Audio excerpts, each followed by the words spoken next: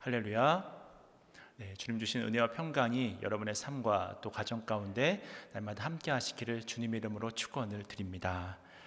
우리 신앙인들에게 이 신앙이나 성경에 대해 어떤 질문이 있는지 물어본다고 한다면 아마 이 5손가락 안에 드는 질문이 한 가지가 있습니다. 그것은 왜 하나님께서 선악을 알게 하는 나무를 만드셨습니까? 그것을 만들지 않으셨으면 아담과 하와가 그 선악과를 따먹을 일도 없었을 것이고, 또 그렇다 본다면 이 죄를 짓는 일도 없었을 거 아니겠습니까? 아주 근본적인 질문인 것이죠. 그렇다면 하나님께서는 왜 선악을 알게 하는 나무를 만드셨을까요? 먼저 모범 답안을 좀 말씀을 드리면, 분명 아담과 하와는 이 에덴 동산을 책임지는 위치에 있었긴 했지만 그들은 그곳의 주인이 아니라 관리인이었습니다. 다시 말해서 청지기였습니다. 하나님께서는 천지 만물을 창조하시고 제일 마지막에 사람을 창조하셨잖아요. 하나님께서 아담과 하와에게 복을 주시고 그들에게 내리신 말씀이 이러하였습니다. 창세기 2장 15절 이하의 말씀을 제가 읽어드리겠습니다. 여호와 하나님이 그 사람을 이끌어 에덴 동산에 두어 그것을 경작하며 지키게 하시고, 여호와 하나님이 그 사람에게 명하여 이르시되 동산 각종 나무의 열매는 내가 임의로 먹되 선악을 알게 하는 나무의 열매는 먹지 말라. 내가 먹는 날에는 반드시 죽으리라 하시니라. 하나님께서 아담과 하와에게 말씀하신 것은 이 에덴 동산을 경작하면서 지키게 하는 일이었습니다. 특히 경작하다라고 하는 말이 어떤 의미를 가지고 있냐면, 원어의 본뜻이라고 하는 것은 일하다라고 하는 의미를 가지고 있고, 또 한 가지는 예배하다라고 하는 의미를 동시에 가지고 있습니다. 그러니까 이 단어의 원래 의미는 본래 것을 더 아름답게 하다, 상대를 더 빛나게 하다, 이런 의미를 가지고 있거든요. 그래서 일을 한다고 하는 것은 어질렀던 것이 정리가 되는 것이고, 마무리되지 못한 것이 완성된다고 하는 의미를 가지고 있습니다. 또한 예배를 드린다고 하는 것은 하나님을 하나님답게 인정해 드린다고 하는 의미를 가지고 있는 것이 아니겠습니까?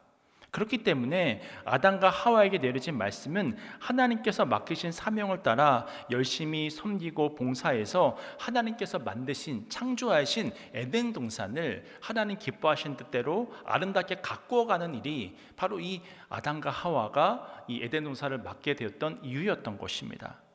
그리고 이 일을 위해서 가장 중요한 명령으로 선악을 알게 하는 나무의 열매, 다시 말해서 선악과는 먹지 말라고 말씀하셨던 거예요. 그렇다면 선악과라고 하는 것은 무엇일까? 이 선악과라고 하는 것은 아담과 하와가 창조주가 아니라 피조물이자 동시에 이 에덴 동산의 소유주가 아니고 관리인이라고 하는 그런 사실을 일깨워주는 기억장치와 같은 역할을 했습니다.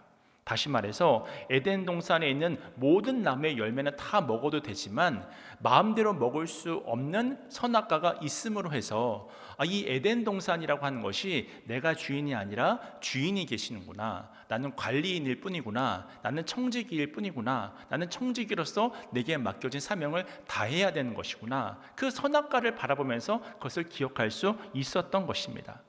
근데 이들은 그만 마귀의 꿈에 넘어가서 선악과를 먹게 되었잖아요. 그래서 여러분도 잘 아시는 것처럼 마침내 이런 마음까지 품게 되었는데, 창세기 3장 6절 말씀입니다. 여자가 그 나무를 본즉 먹음직도 하고 보암직도 하고 지혜롭게 할 만큼 탐스럽기도 한 나무인지라.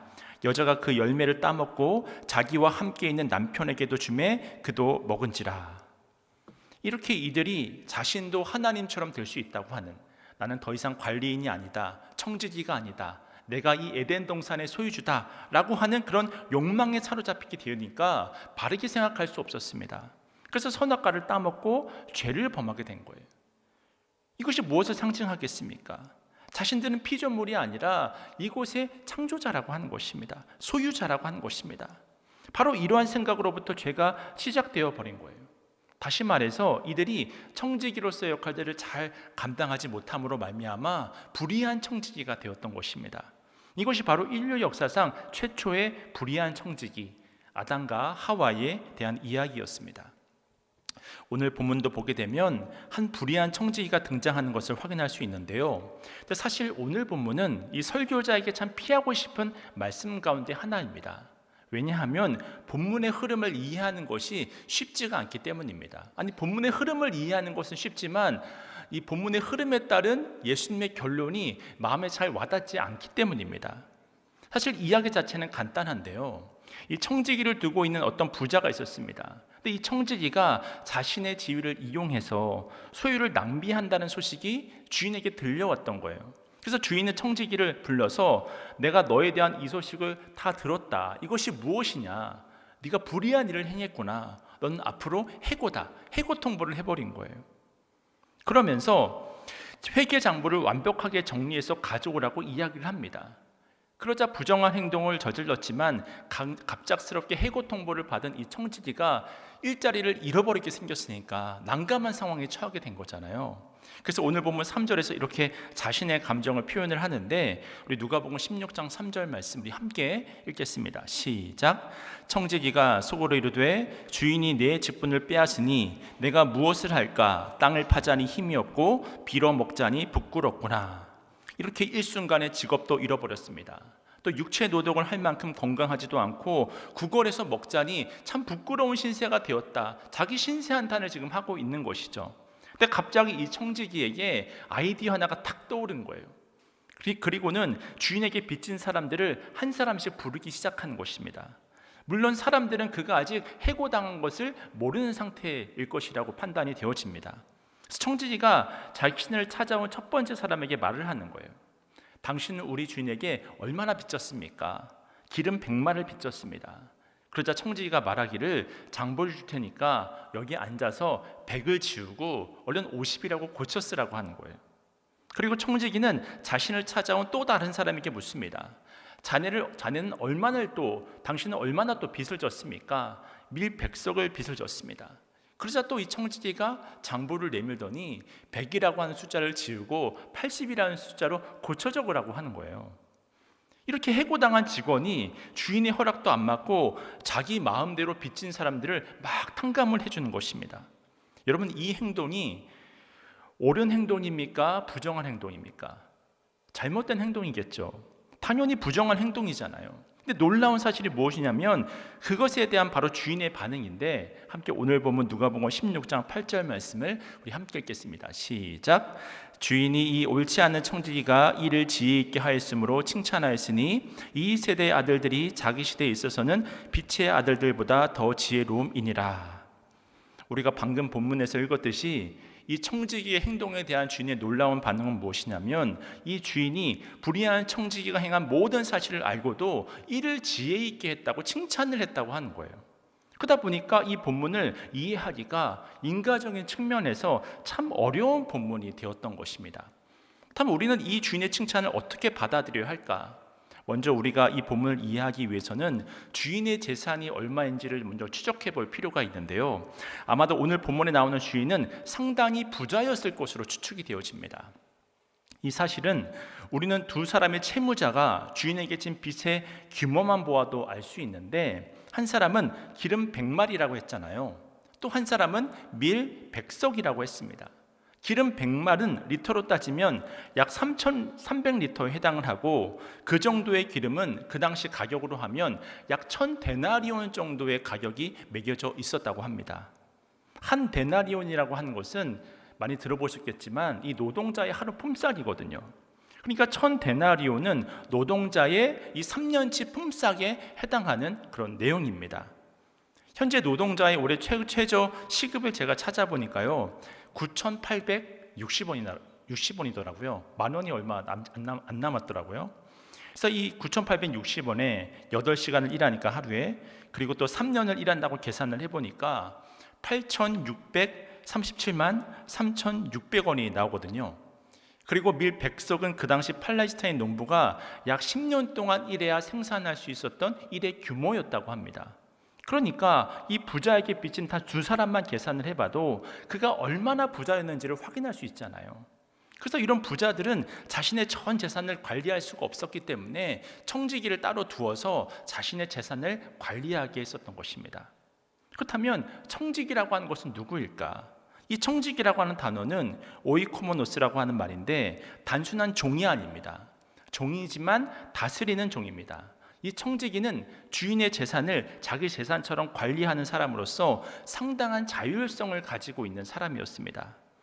물론 주인의 명령에는 순종해야 하지만 집안의 많은 종들을 다스렸고 또 이를 맡기고 감독하는 일에 있어서는 주인만큼의 권위를 가지고 있었던 그런 총책임자였습니다.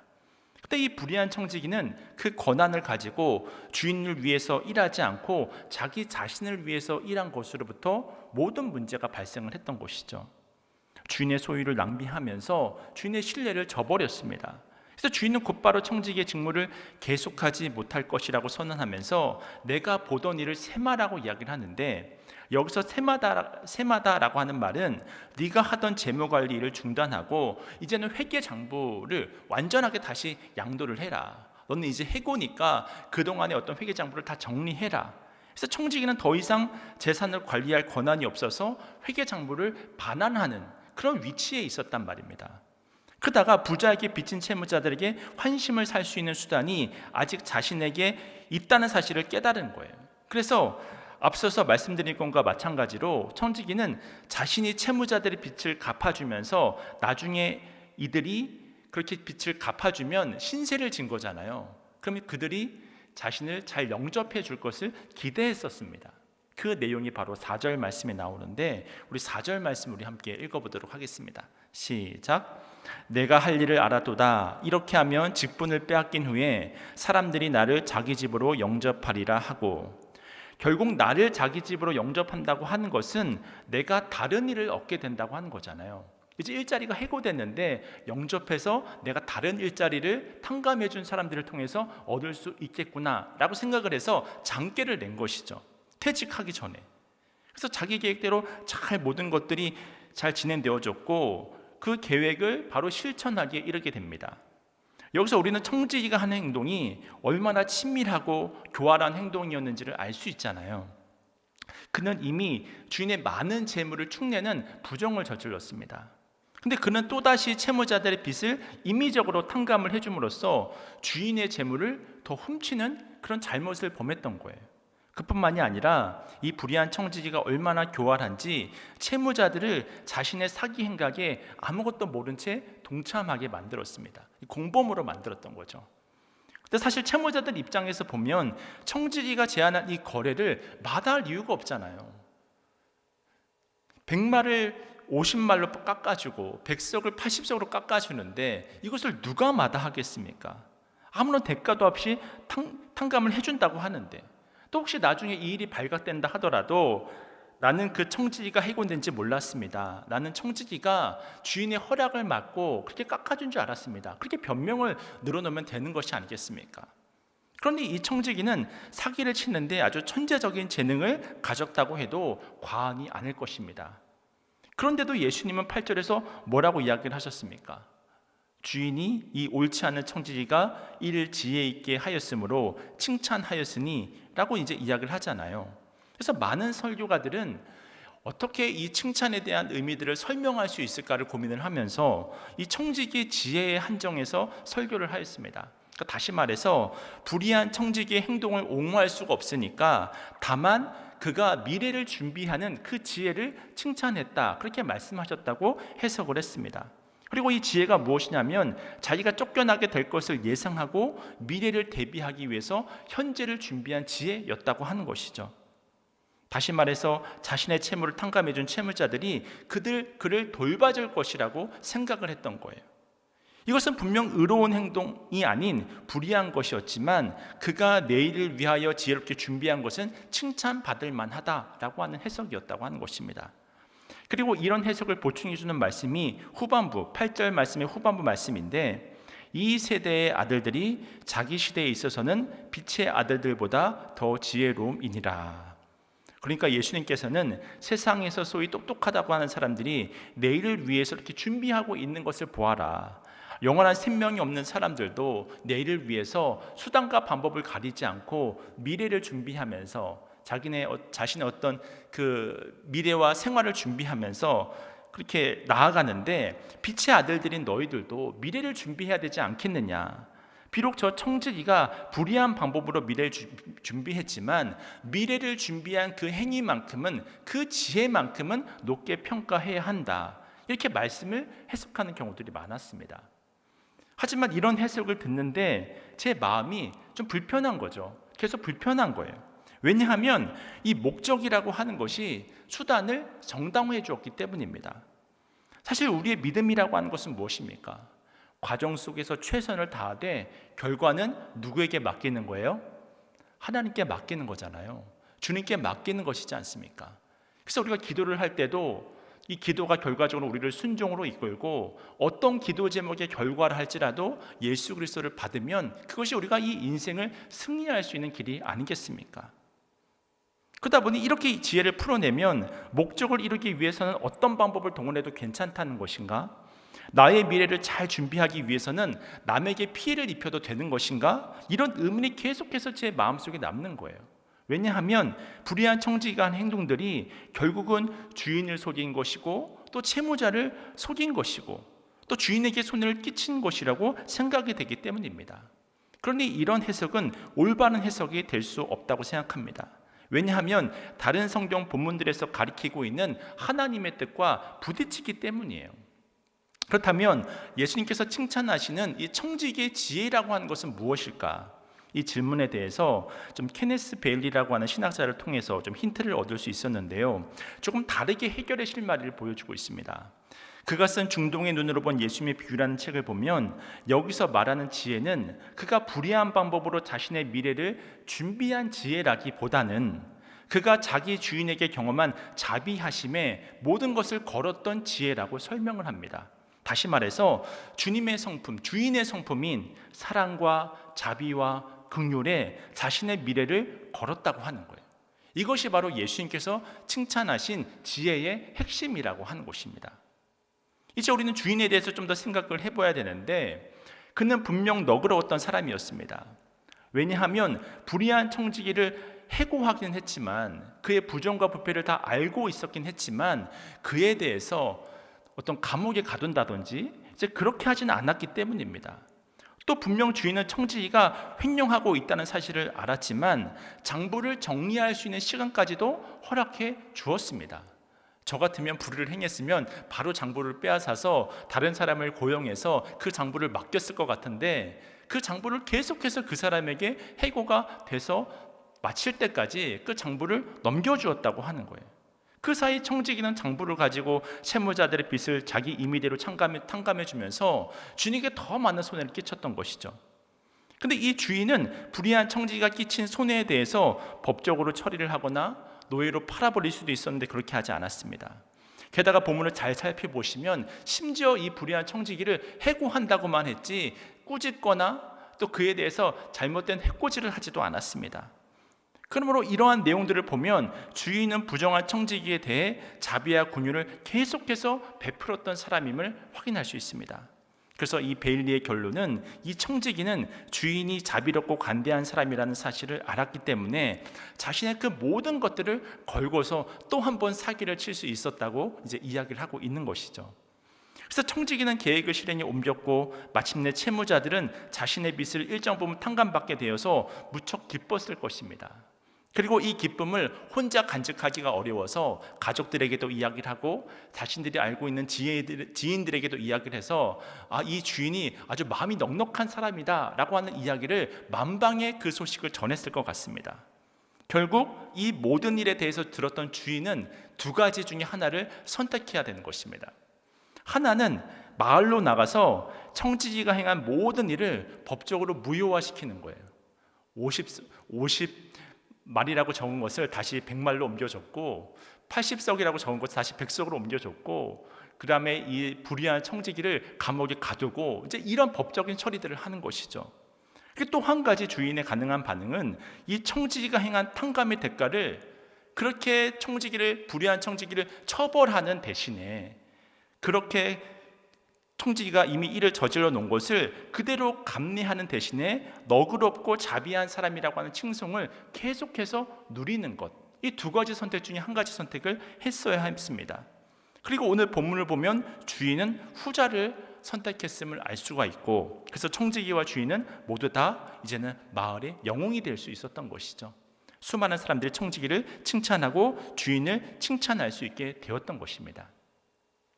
이처럼 이 불의한 청지기는 주인의 그 너그러운 자비를 온전히 신뢰하는 것만이 자신의 유일한 희망임을 똑똑히 알고 있었습니다. 물론 이 청지기의 도덕성이라고 하는 것은 아주 심각하지만 그럼에도 불구하고 예수님은 우리와 같은 빛의 아들들이 하나님의 변함없는 사랑과 긍휼에 잇대어서 구원의 자리로 나가기를 원하시는 줄로 믿습니다. 그러므로 우리가 이 불의한 청지기의 비유를 통해서 내릴 수 있는 최종적인 결론은 그가 자신의 미래를 준비한 지혜 때문에 칭찬을 받았다고 말을 하기보다 그가 주인의 사랑과 긍휼과 자비의 은혜에 자신의 모든 것을 던진 그 지혜 때문에 어떤 이러한 칭찬을 얻었다고 하는 것이 더 정확한 성경 해석이 될 것입니다. 다시 말해서 청지기의 행동은 불의했지만 그럼에도 불구하고 청지기가 지속적으로 주인의 자비하심과 의로우심에 대한 은혜에 대한 신뢰를 잃지 않았기에 주인께서 이 은혜와 사랑으로 품어 주었다고 하는 거예요. 결국 이 불의한 청지기의 지혜가 놀라운 것이 아니라 이 불의한 청지기마저 품는 하나님의 사랑이 위대하다는 사실을 깨달으시길 축원을 드립니다. 그렇다면 이제 우리는 여기서 말하는 주인이 누구인지를 알잖아요. 아마 여러분들도 다 동일하게 추측을 하셨겠지만 여기서 말하는 주인은 하나님 아버지를 가리킵니다. 그리고 예수님은 이 비유를 통해서 우리가 믿는 하나님 아버지의 성품이 어떤지를 정확하게 알기를 원하시는 거예요. 즉 하나님 아버지는 오늘 본문에 등장하는 불의한 청지기와 같이 우리의 부정직함과 주님을 외면하고 날마다 하나님을 불순종하고 심지어 주님을 거역해서 끊임없이 세상으로 나가고자 하는 이 우리를 정죄하고 심판하시기보다 우리를 용서하시고 우리에게 은혜를 베푸시는 주님을 신뢰하는 믿음으로 살아갈 것을 요청하고 있는 것입니다. 그럼 이제 결론적으로 우리는 어떻게 살아야 할까요? 하나님께서 이 불의한 청지기의 잘못을 보고도 계속해서 은혜를 베풀어 주시고 또 이 청지기를 칭찬하는 것을 보니까 더 큰 죄를 내가 범해야겠다. 이 불의한 청지기보다 더한 죄를 범하면 더 많은 은혜가 이제 우리에게 임하는 거다. 그렇게 생각하시는 분이 계실까요? 어떤 생각이 드십니까? 아마도 사도 바울 시대에 이런 질문을 던졌던 사람이 있었던 것 같습니다. 그런데 하나님의 그 크신 사랑과 은혜를 알았다면 그럴 수가 없잖아요. 어떻게 우리가 이것이 결론이 될 수가 있겠습니까? 이 불의한 청지기의 삶이 결론이 될 수는 없는 거잖아요. 은혜를 깨달았다고 한다면. 그래서 사도 바울은 하나님의 은혜에 대해서 설명하고 난 후에 로마서 6장 1절과 2절에서 이렇게 대답을 합니다. 이것이 바로 그 대답이 될 텐데 로마서 6장 1절 이하의 말씀입니다. 제가 좀 읽어드립니다. 그런즉 우리가 무슨 말을 하리요? 은혜를 더하게 하려고 죄에 거하겠느냐?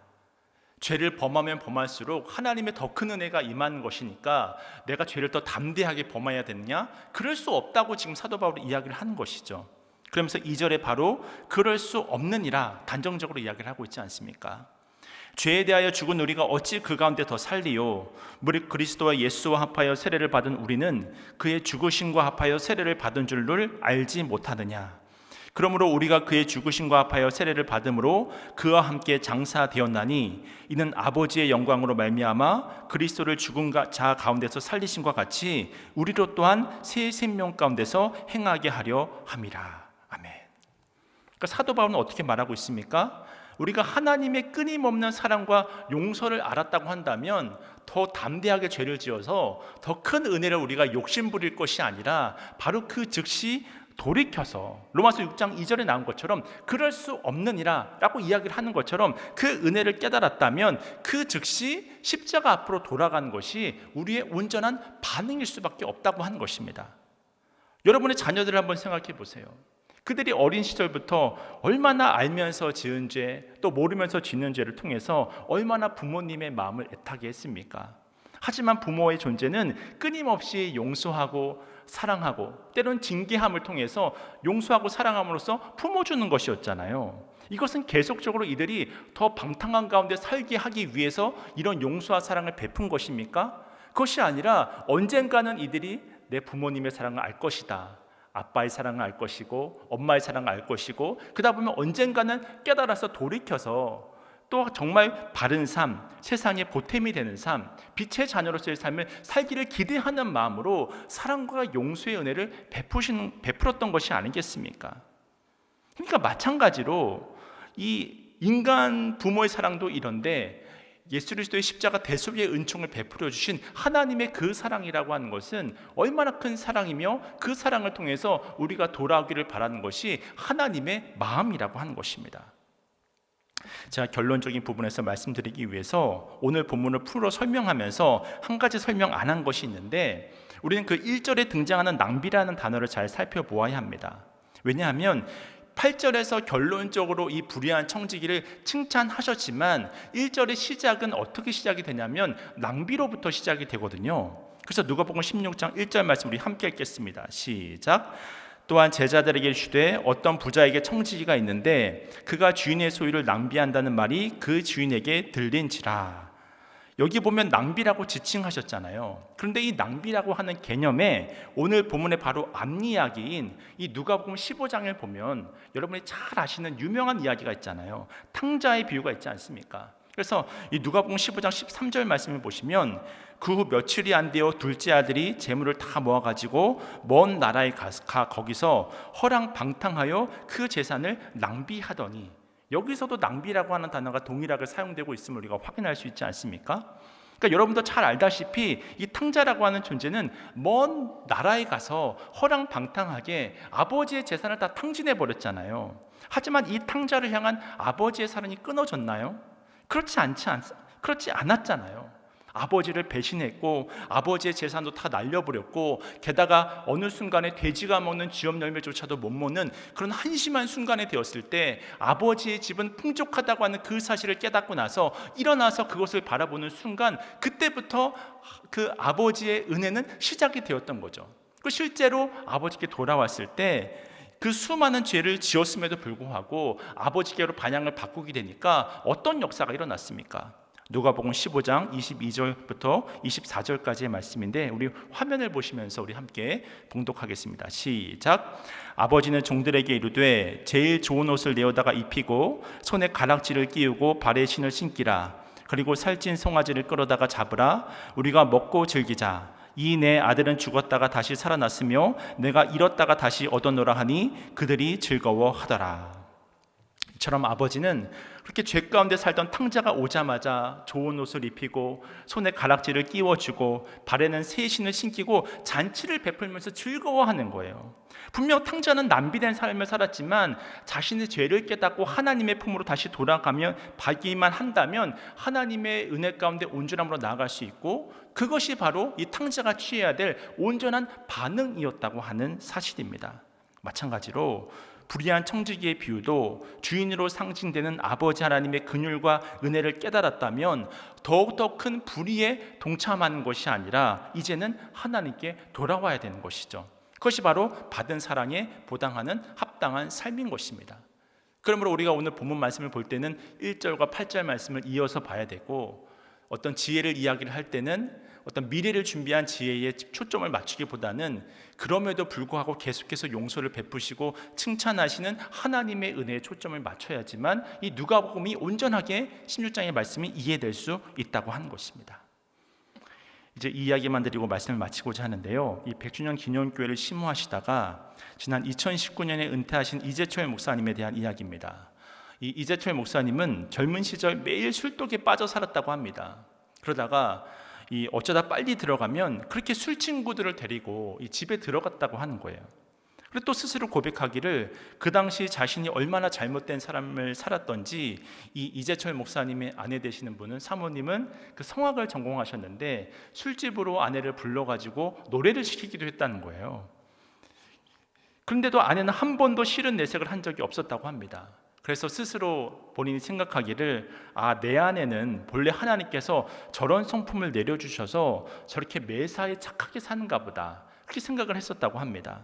그러다가 1984년 8월 2일 새벽 2시에 그날도 자신이 술을 먹다가 꼭지가 돌도록 술을 마시고 이 아파트로 들어섰는데, 그날따라 우연히 이 자신의 이 주머니에 손을 넣어보니까 열쇠가 잡히더라는 거예요. 사실 그때까지만 해도 이재철 목사님은 이 술을 먹고 아무리 늦게 집에 들어가도 새벽 1시든 2시든 이 벨을 누르던 사람이었다고 합니다. 근데 그날은 우연히 주머니에 이 아파트 열쇠가 잡혀서 오늘은 내가 그냥 열쇠를 가지고 열어서 들어가 봐야겠다, 해가지고 이제 문을 열고 들어갔다는 거예요. 그랬더니 천장에 불은 다 꺼져 있고 방바닥에 조그만 스탠드가 켜져 있는데 아내가 그 앞에 엎드려서 잠이 들어 있었다고 합니다. 근데 노트가 물이 흘러 얼룩이 져 있었다는 거예요. 근데 그날은 또 왠지 그 노트의 글을 읽어야 될 것만 같아. 그래서 그 노트의 글을 읽었다고 합니다. 근데 그 글에는 어떤 글이 쓰여져 있었냐면 그 내용이 이랬는데 제가 그대로 좀 읽어드리겠습니다. 나는 오늘도 버스를 타고 수유리로 넘어갔다. 시골길을 하염없이 걸으면서 오늘도 역시 어김없이 죽음을 생각했다. 약을 먹고 죽을까 아니면 손목을 그어 죽을까. 그러나 그것은 내가 취할 길이 아님을 나는 다시 한번 더 확인하고 되돌아왔다. 나를 살리기 위해 십자가에서 돌아가신 주님께서 주님의 뜻을 위해 내게 주신 남편이므로 나는 사랑해야만 한다. 나는 할 수 없지만 주님께서 사랑하라 명령하심으로 나는 사랑해야만 한다. 주님 도와주세요. 나의 약함을 주님께서 잘 아시잖아요. 이재철 목사님이 그 새벽에 술 취한 그 새벽에 이 글을 읽는데 자신의 마음과 귀에서 평생 들어보지 못한 큰 북소리가 쿵쿵 울리는 듯한 그런 느낌이 들었다고 합니다. 그리고는 자신의 아내가 현실을 바라보면서 성품이 좋아서 날마다 웃고 다녔던 것이 아니라 죽을 생각을 했었다고 그렇게 생각을 하게 되니까, 그리고 또 주님 때문에 내 곁에서 나를 사랑한다고 하는 그 사실을 깨닫는 순간에 주님의 아가페 사랑이 자신을 사로잡게 되었다고 하는 거예요. 그래서 그 다음 날부터 완전히 방탕하게 인생을 살았던, 낭비하던 인생을 다 끝내고 그 은혜와 사랑에 힘입어서 새로운 삶을 시작하게 되었다고 그렇게 이야기를 하더라고요. 사실 아버지 하나님의 그 크신 사랑은 우리 이재철 목사님뿐만 아니라 또 오늘 본문에 등장하는 불의한 청지기나 또 누가복음 15장에 등장하는 아버지를 버리고 떠나 아버지의 재산까지 다 탕진해버린 탕자뿐만이 아니라 오늘 이 자리에서 예배드리시는 우리 모두에게 주님의 그 사랑이 머물고 있음을 깨달으실 수 있기를 축원을 드립니다. 이 은혜를 우리가 깨달았다고 한다면 더 큰 은혜 가운데 거하기 위해서 더 담대하게 죄를 저지르는 것이 아니라 이제 그 은혜를 깨달았다면 돌아와야죠. 다시금 하나님 앞에 회개함으로 돌이켜야죠. 악은 그 어떤 모양이라도 버리고 하나님의 은혜에 온전히 반응하는 삶을 살아갈 수 있어야 하는 것이죠. 그러면 길이요 진리요 생명 되신 주님께서 우리의 삶을 가장 선한 길로, 세상이 알 수도 없고 또 세상이 가르쳐 줄 수도 없는 가장 선한 길로 우리의 걸음을 인도하여 주실 줄로 믿습니다. 이 믿음으로 날마다 승리하는 삶을 살아가시는 여러분 모두가 되시길 주님의 이름으로 축원을 드립니다.